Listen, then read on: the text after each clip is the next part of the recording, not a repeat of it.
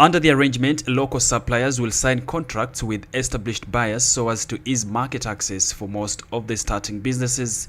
It is expected that market linkages and partnerships with the buyers will promote intra-trade and regional trade in food and beverages, hospitality and tourism, among other sectors.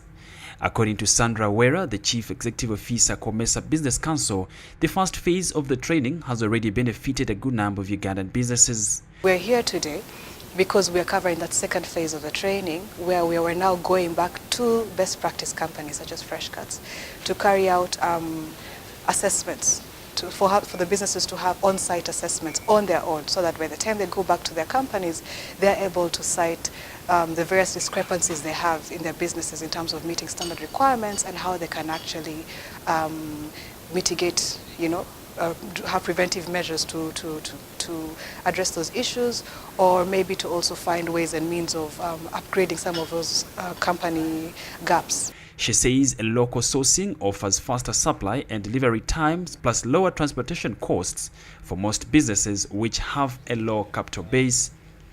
This also allows for companies to control quality all along the supply chain, as well as greater flexibility in placing orders. However, Sam Batala, the Assistant Commissioner, External Trade at the Ministry, cautions against sealing verbal agreements to supply corporate companies. At least most of the companies that we've met have said that they source at least 80% of their products from the local industry. What we're trying to do is to increase that number. At least 90% or 100% should at least be coming, not 100, let's say 90% should be coming from local industry, with where the buyers would be international, food chains or international supermarkets or international hotels. Our membership in COMESA wanted us to get lessons from the region and we domesticate them in Uganda.